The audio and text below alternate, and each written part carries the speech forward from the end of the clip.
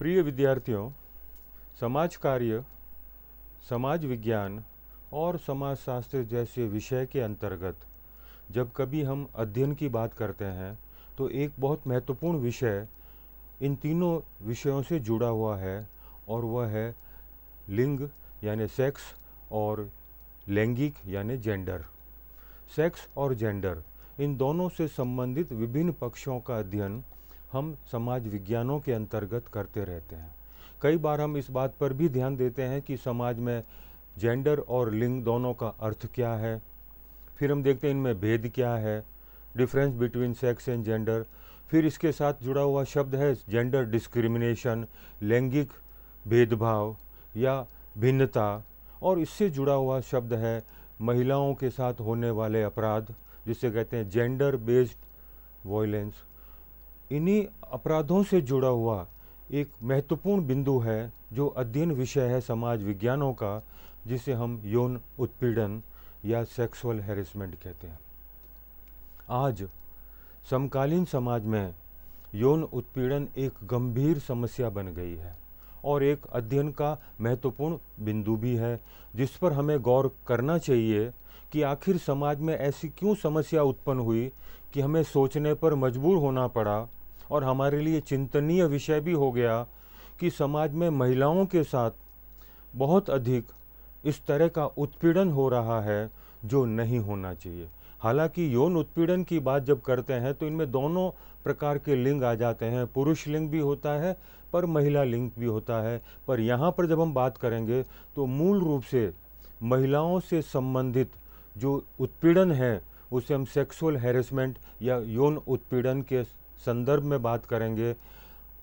जब यौन उत्पीड़न को लेते हैं तो सीधा उसके साथ संबंध जुड़ जाता है कार्यस्थल, और इसीलिए हम कहते हैं sexual harassment at work place. कार्यस्थल पर जब महिलाएं घर से बाहर आर्थिक उत्पादन के लिए विभिन्न कार्य क्षेत्रों में प्रवेश किए तो वहीं पर एक समस्या उत्पन्न हो गई जिसे हम कहते हैं कार्यस्थल पर महिलाओं का यौन उत्पीड़न।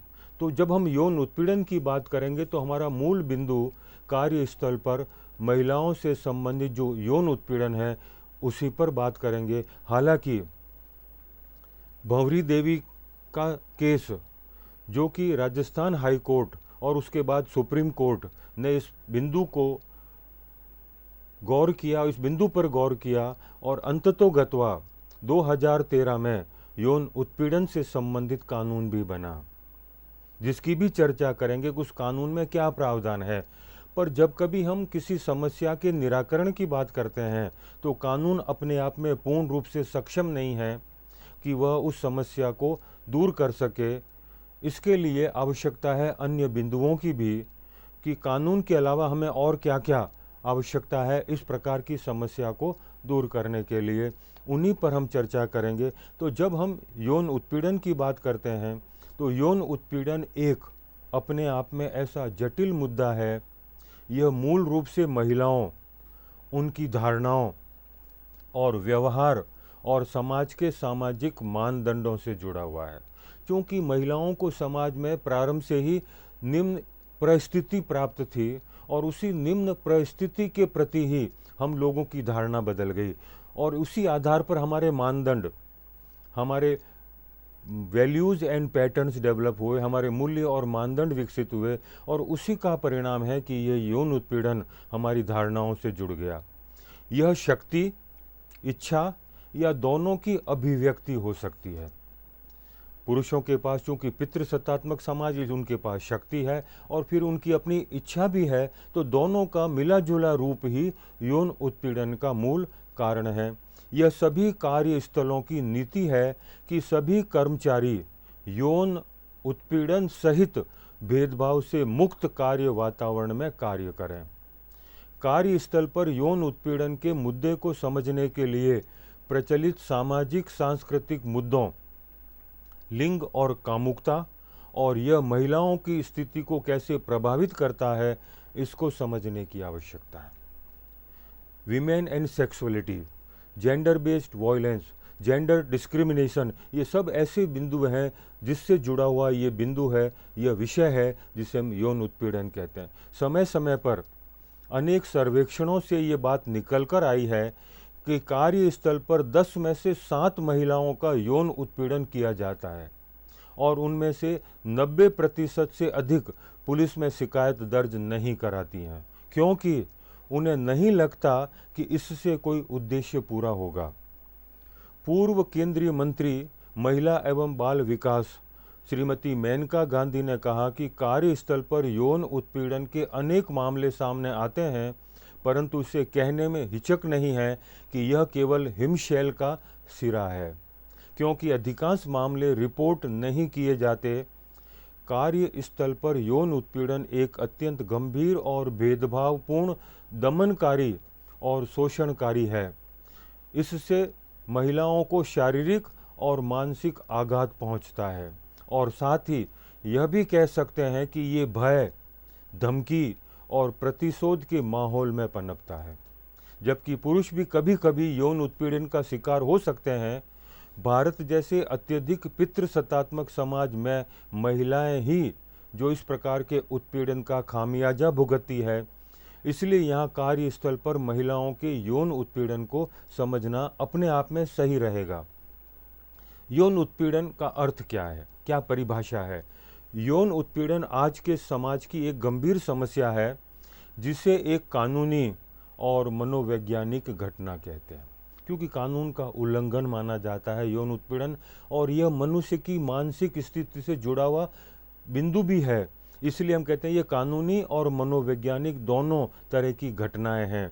यौन उत्पीड़न को परिभाषित करना अपने आप में अत्यंत कठिन है और न ही कोई एक सरल या सार्वभौमिक रूप से स्वीकृत परिभाषा है। इसलिए यौन उत्पीड़न की अवधारणा पर विद्वानों के अलग अलग दृष्टिकोण हैं। इस प्रयोजन के लिए यौन उत्पीड़न में ऐसे अवांछित यौन निर्धारित व्यवहार शामिल हैं, चाहे प्रत्यक्ष या अप्रत्यक्ष रूप से हो, जैसे शारीरिक संपर्क और आगे बढ़ना, महिलाओं के साथ आगे बढ़ना, जुड़ना, उसके शरीर को टच करना, उससे इस प्रकार की मांग करना। यौन संबंधों की मांग या अनुरोध, अपनी यौन आवश्यकता की पूर्ति के लिए कई बार महिलाओं से यौन संबंधों की मांग करते हैं या अनुरोध करते हैं। यौन संबंधी रंगीन टिप्पणियां, कई बार हम महिलाओं के प्रति कई बार इस प्रकार की टिप्पणियां भी करते हैं, जो भी अपने आप में यौन उत्पीड़न का एक दृष्टांत है। शारीरिक संपर्क और उसके साथ साथ अश्लील साहित्य दिखाना, यौन प्रकृति का कोई अन्य अवांछित शारीरिक, मौखिक या गैर मौखिक आचरण, ये सभी रूप जो महिलाओं के साथ पुरुष द्वारा किया जाता है, उसे हम यौन उत्पीड़न के अंतर्गत ले सकते हैं।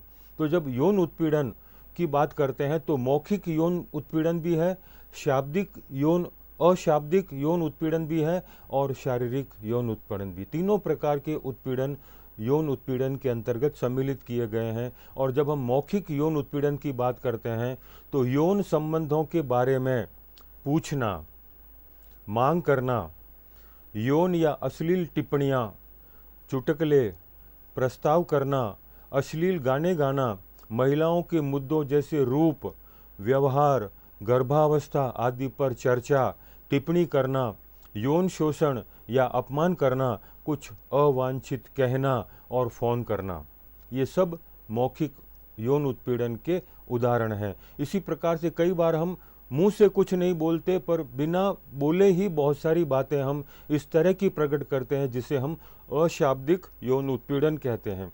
जैसे घूरना, सीटी बजाना, आंख मारना, अश्लील साहित्य या स्पष्ट यौन सामग्री दिखाना, शरीर के अंगों का अशोभनीय प्रदर्शन, थपथपाना, चुंबन, एलिवेटर आंखें, अनचाहे SMS, यौन प्रस्ताव, सामग्री, आचरण के साथ ईमेल, पत्र भेजना जिससे महिला असहज महसूस करती है, अभद्र तरीके से बैठना भी इसमें सम्मिलित है। इसमें शब्दों का प्रयोग नहीं किया, इसलिए इसे अमौखिक यौन उत्पीड़न का उदाहरण कहते हैं। इसी तरह से शारीरिक यौन उत्पीड़न, शारीरिक संपर्क या आगे बढ़ना, अवांछित स्पर्श करना, उसे पकड़ना, चुटकी काटना, रगड़ना, किसी महिला को रोकना या घेरना, यौन हमला, छेड़छाड़ का प्रयास करना, ये सभी प्रकार की जो घटनाएं समाज में की जाती हैं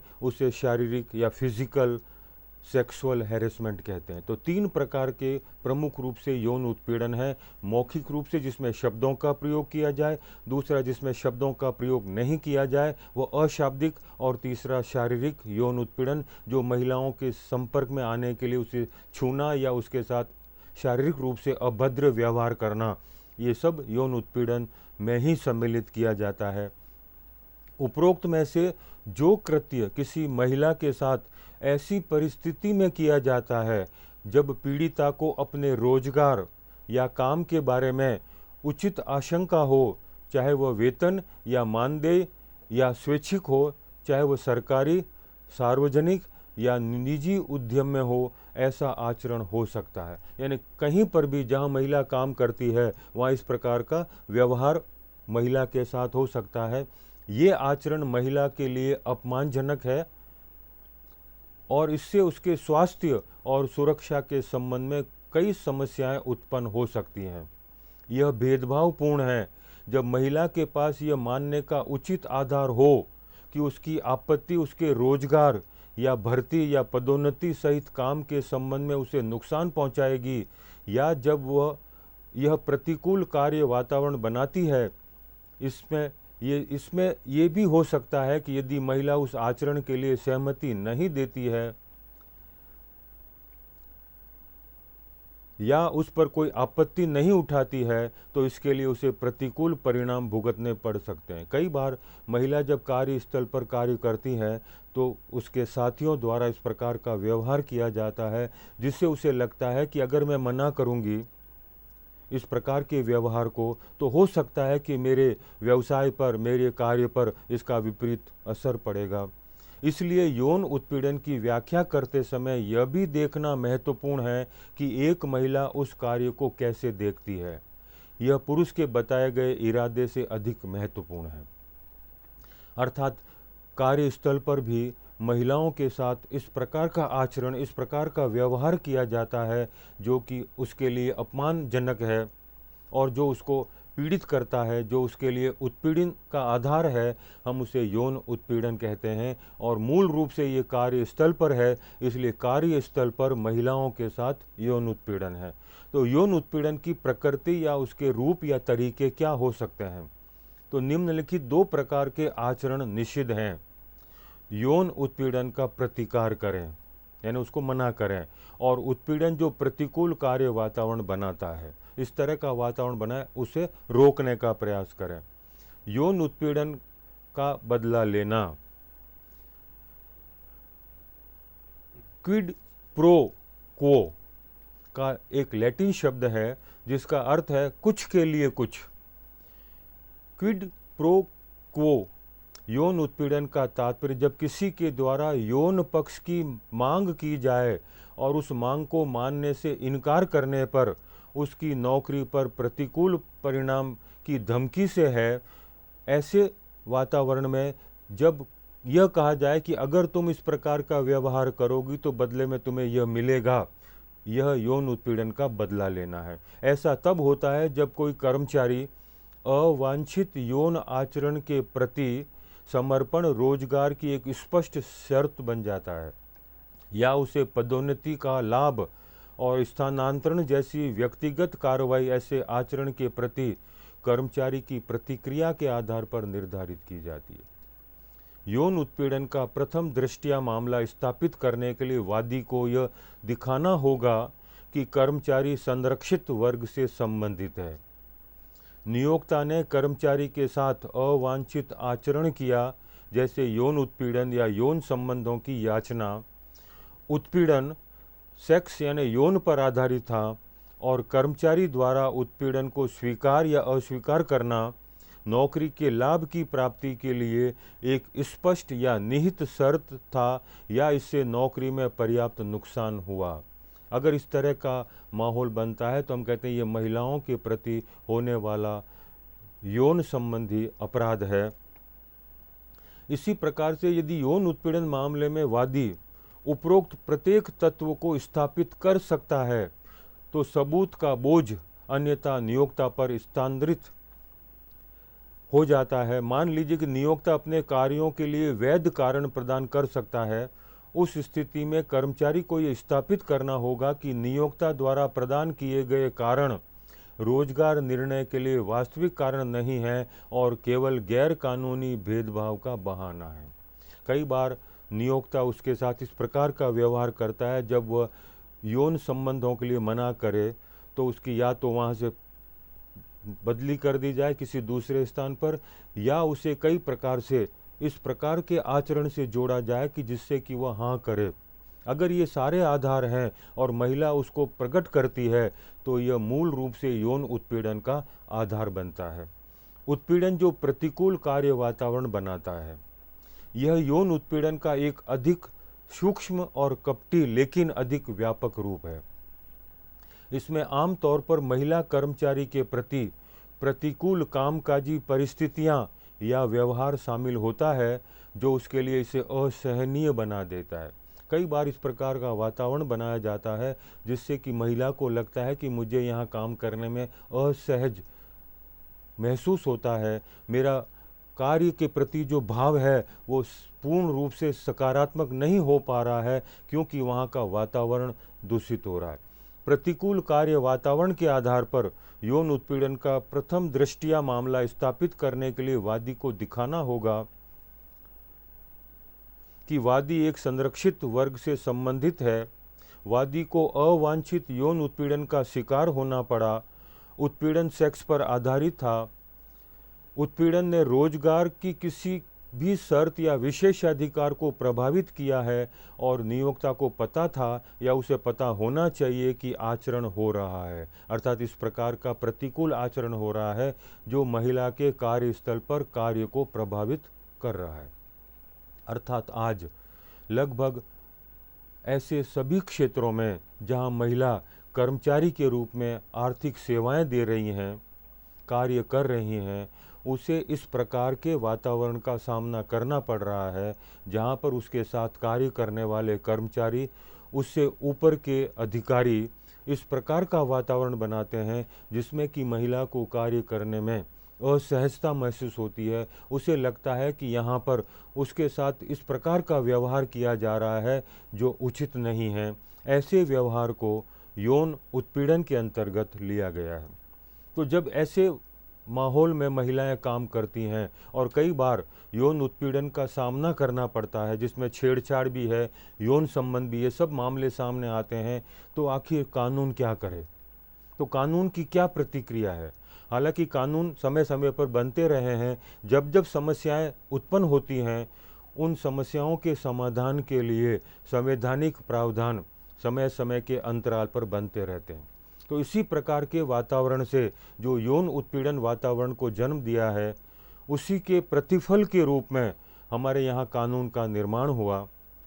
और इस कानून के निर्माण के पीछे एक महत्वपूर्ण केस है जिसे हम भंवरी देवी का मामला कहते हैं। उससे निर्णय के रूप में, उस प्रक्रिया के परिणाम स्वरूप कानून बनाना पड़ा कानून विशेषज्ञों को कि इस तरह के वातावरण से महिलाओं को मुक्त किया जाए। भंवरी देवी का मामला क्या है? भंवरी देवी एक दलित महिला थी जो साथिन के रूप में कार्य करती थी। गांव में साथिन एक समूह है जो बाल विवाह को रोकने में महत्वपूर्ण भूमिका निभाता है। राजस्थान सरकार द्वारा संचालित महिला विकास परियोजना द्वारा नियोजित एक जमीन से जुड़ी हुई कार्यकर्ता थी। वह मूल रूप से बाल विवाह संबंधी कार्य गांव में करती रहती थी। कार्यस्थल पर अपनी जिम्मेदारियों का निर्वहन करते हुए वह बाल विवाह रोकने के लिए गांव-गांव जाती थी। 1992 में जब उन्होंने भटेरी गांव में बाल विवाह रोका, जहां बाल विवाह हो रहा था, उसने प्रयास करके उस बाल विवाह को रोका, तो उसके रोकने से ऊंची जाति के पुरुषों जो बाल विवाह के पक्ष में थे ने उन्हें सबक सिखाने का फैसला किया और उसके साथ सामूहिक बलात्कार किया। जबकि हैरिस गैंग के बलात्कार के कारण आपराधिक मुकदमा चला, जिसके परिणाम स्वरूप आरोपी व्यक्तियों को बरी कर दिया गया। भंवरी देवी का बलात्कार भी कार्यस्थल पर अपनी जिम्मेदारियों के निर्वहन में नियोक्ता से सुरक्षा की मांग करने के लिए महिला आंदोलन के लिए एक फ्लैश पॉइंट बन गया, एक महत्वपूर्ण आधार बन गया। विशाखा नाम के एक स्वयंसेवी संगठन ने सुप्रीम कोर्ट में जनहित याचिका दायर कर इसके संबंध में दिशा निर्देश देने की मांग की। अब चूंकि हाई कोर्ट से तो वो बरी हो गए सारे जो सामूहिक बलात्कार किए थे, इसलिए एक एनजीओ ने सुप्रीम कोर्ट में आधार बनाकर केस दायर किया और उसके लिए न्याय की मांग की। विशाखा बनाम राजस्थान राज्य के मामले में सुप्रीम कोर्ट के फैसले द्वारा जारी दिशा निर्देश 1997 में भारत के सर्वोच्च न्यायालय ने एक ऐतिहासिक निर्णय पारित करते हुए कहा कि कार्यस्थल पर यौन उत्पीड़न एक महिला की अपनी पसंद का व्यापार, व्यवसाय या पेशा अपनाने के मौलिक अधिकार का उल्लंघन है। जैसा कि भारतीय संविधान द्वारा गारंटी दी गई है, ऐसा इसलिए है क्योंकि वह सुरक्षित कामकाजी माहौल से वंचित है। सुप्रीम कोर्ट ने इस बात पर भी जोर दिया कि जीवन के अधिकार का मतलब गरिमा के साथ जीवन जीने का अधिकार। ऐसी सुरक्षा और गरिमा सुनिश्चित करने की प्राथमिक जिम्मेदारी विधायिका की है और वह उचित कानून बनाए और उसके क्रियान्वयन के लिए एक तंत्र बनाए।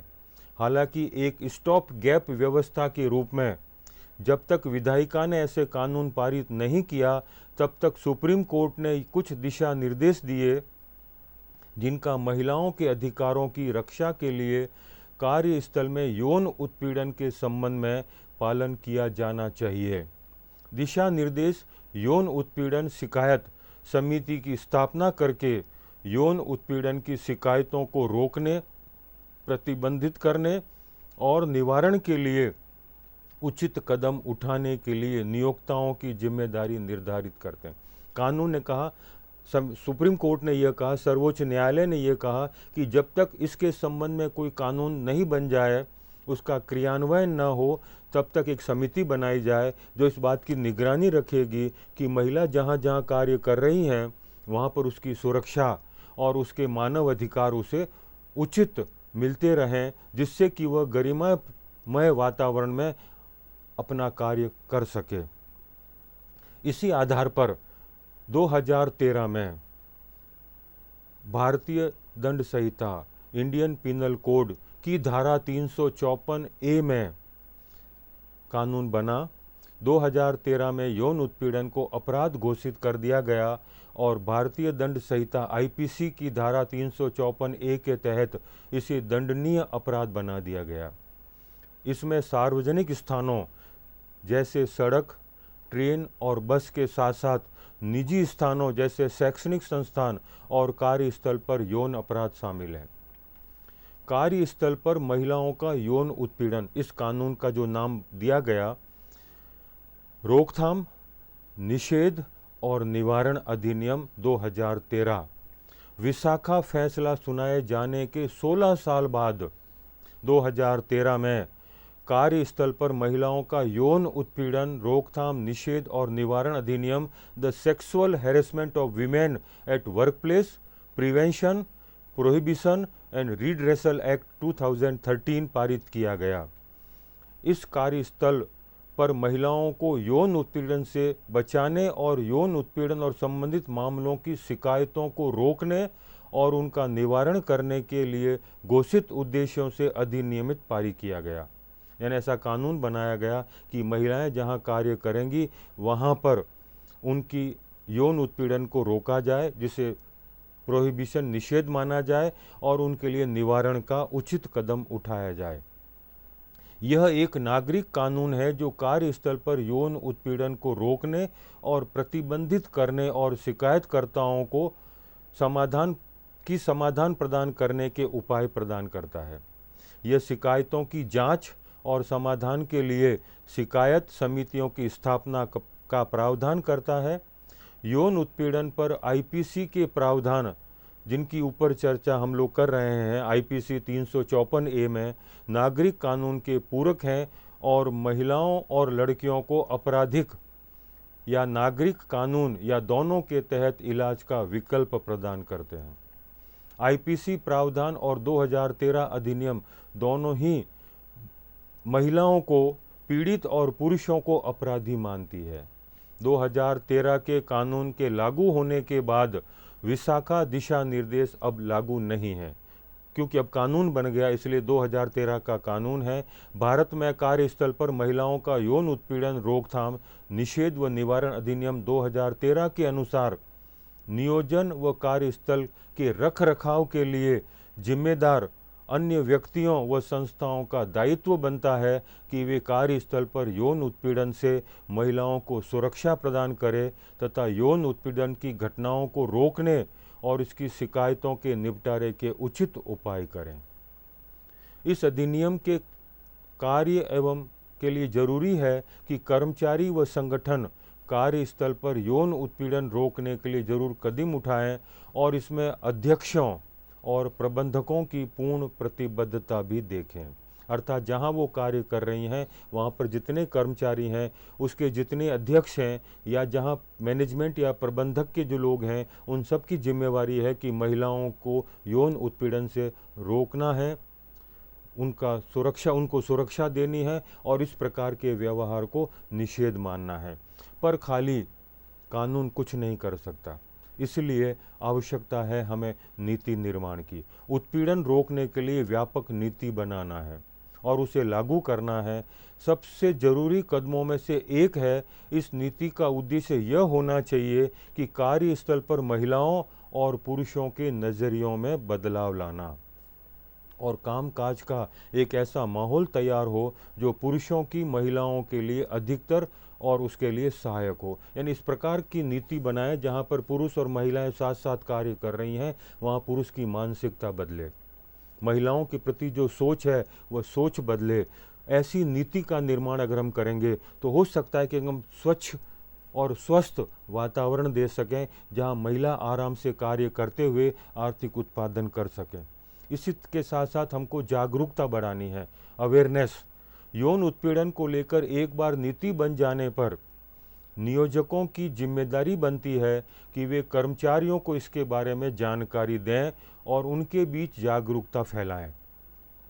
उसे नीति और उसकी विषय वस्तु के बारे में, यौन उत्पीड़न क्या है, एक कर्मचारी इससे गुजरने पर क्या कर सकता है और नीति के उल्लंघन का क्या परिणाम हो सकता है, इन सब की जानकारी दी जानी चाहिए।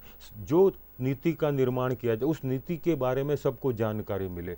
जितनी हम जानकारी बढ़ाएंगे, जिसे जागरूकता बढ़ाना है, तो कर्मचारी को लगेगा कि यह यौन उत्पीड़न क्या है, इससे कैसे व्यक्ति प्रभावित होता है, इसके करने पर किस प्रकार से हमें कानूनी दंड का अधिकारी बन जाना पड़ता है। ये सारी बातें अगर उसके ध्यान में होंगी तो हो सकता है कि कार्यस्थल पर हम इस बढ़ते हुए यौन उत्पीड़न को जो महिलाओं के साथ किया जाता है उसे रोका जा सके।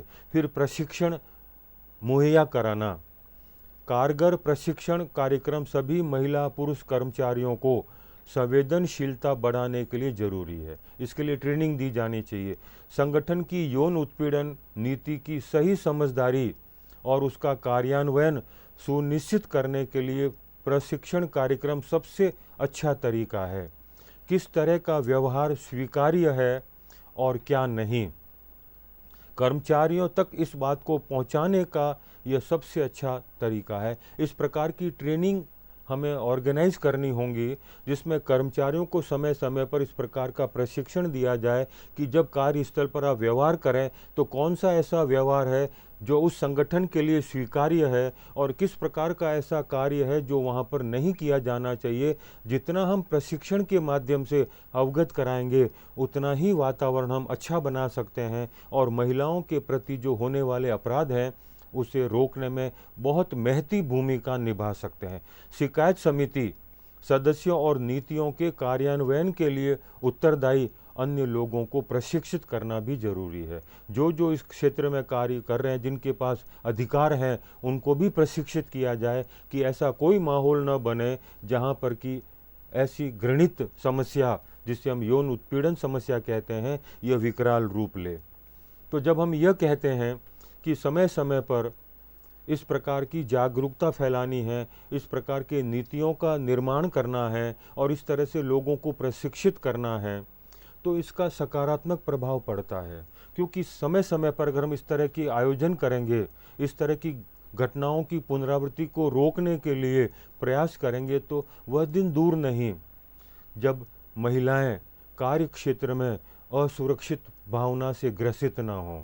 उनको लगे कि माहौल बहुत सकारात्मक है और ऐसे सकारात्मक माहौल में कार्य करना उनके स्वास्थ्य के लिए, मानसिक स्वास्थ्य के लिए उत्तम है। तो ऐसी घृणित समस्या, ऐसी घृणित घटनाएं हम रोक सकते हैं। इसलिए हम सारांशतः कह सकते हैं कि महिलाओं के खिलाफ हिंसा सबसे व्यापक मानवाधिकार उल्लंघनों में से एक है।